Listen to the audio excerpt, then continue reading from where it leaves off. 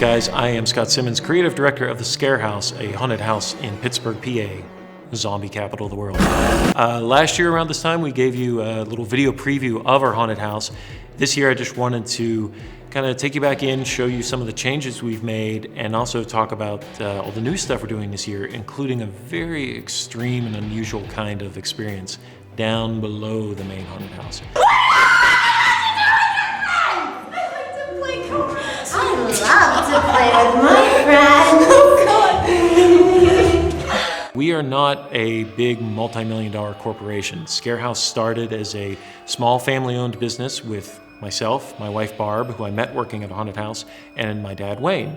And it has grown into a very large production with a whole bunch of people, a whole bunch of actors. Ladies and gentlemen, this building has stood for 100 years and might stand for 100 more. So the most exciting thing about ScareHouse, I think, is our building. We're in a building that dates back to 1915 and has a tremendous amount of history.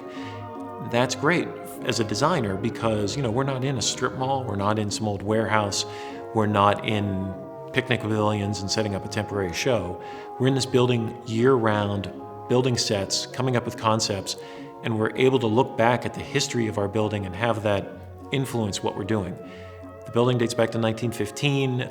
Before we moved in, for decades, way back into the 30s, it was actually occupied by the Elks.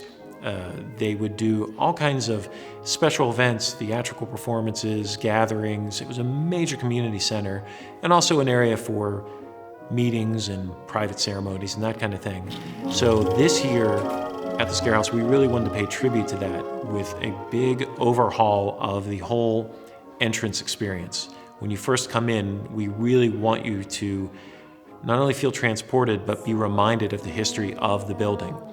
So our lobby is really a much more elaborate kind of pre-show than anything we've ever done before. There's an actual stage, there are performances. It's all set in that jazz age, 1920s, 1930s, pre-war era, very influenced by movies like The Shining, other kind of stuff that Stanley Kubrick has done, just very evocative and has this great vibe to it. And even before you enter into the haunts, we have sort of a little surprise of you actually go through the quote-unquote backstage areas which we filled with all kinds of creepy stuff. And it's fun to mix and match. Some of them are props we've made, some of them are things we've actually found in the building, and it's fun to mix and match things like creepy ventriloquist dummies with the actual props and things, with the actual items that we found here at the haunt. Within the main haunt, we have the same 3 haunts that we had last year, which were very popular.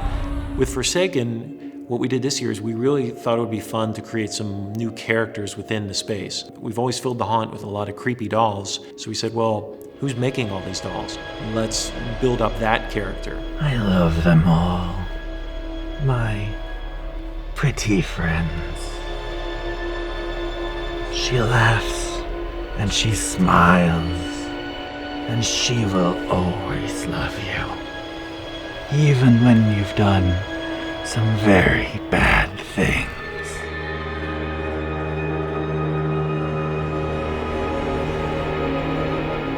People die, flesh rots, but dolls stay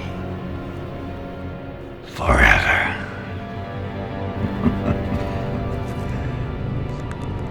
We're well known for having the ScareHouse bunny, this creepy bunny. We thought, well, let's give the bunny a buddy. Let's see what that's like.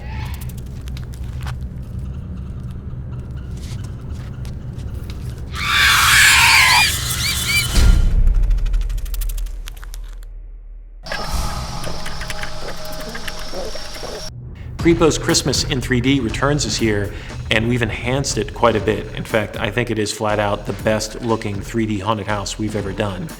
And one of the things we did is we really sort of made it a little bit more aggressive and really sort of fine-tuned our conceptual design of the haunt. It was kind of a weird idea. It's still a weird idea that Creepo the Clown is so angry that Christmas keeps intruding on his Halloween holiday that he decided to strike back. Well, this year, I think we refocused it a bit so that it's really clear that all of these elves and all of these characters you encounter are basically angry, demented clowns, which we know scare people, and they are just going nuts. They're attacking the gingerbread men. It's got much more oomph behind it. But within the 3D space, one of the things we'd always tried to make work, and this year we finally pulled it off, was video effects. The way chroma depth works at our haunted house and any 3D haunted house really is the chroma depth technology, put the glasses on, hot colors look closer than they are, cooler colors look farther away than they really are.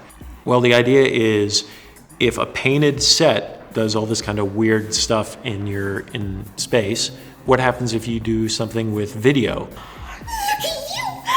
Look at you! Oh, you're so cute! Oh, you're adorable! Oh, I just love you! Working with some local folks at a company called Ion Tank, we shot one of our creepy elves, and we actually shot her in the color spectrum. So we didn't actually shoot her with straight video. We actually went in using a body scanning technology and shot her in the different color spectrums so she moves in and out of those colors as she leans, as she moves in.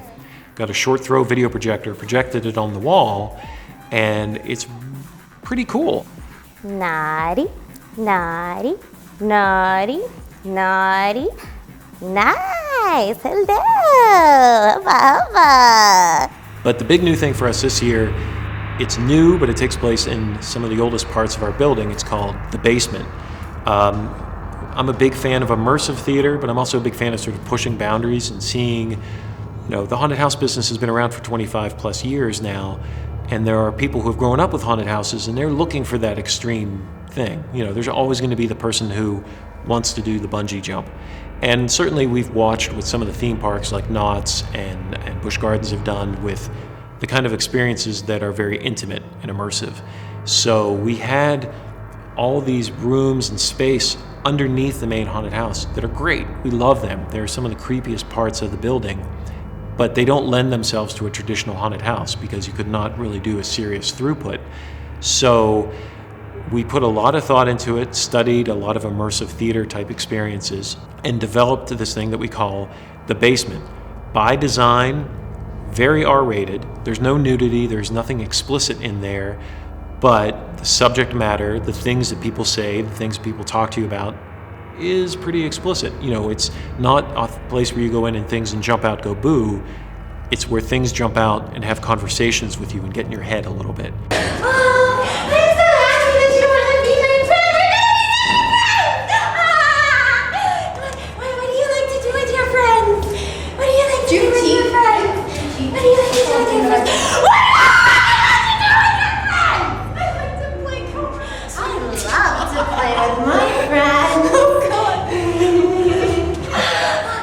But it is a series of very intimate, up-close experiences with actors who not only touch you, they put their hands in your hair, they handcuff you, there are hoods at various points. It's a very extreme haunt, but it still feels like ScareHouse. There's still some twisted humor in there. And that was important to make sure that people understand. I've used this analogy before. It's sort of like when you go to the restaurant and they have the super atomic wings. Well, that's not going to be for everybody, and the basement is not for everybody. It is absolutely not only for 18 and older, but for people who want an R-rated, extreme kind of experience. So there you go. That is ScareHouse 2013. Please check us out on YouTube. The YouTube channel is youtube.com/The ScareHouse. Thanks very much.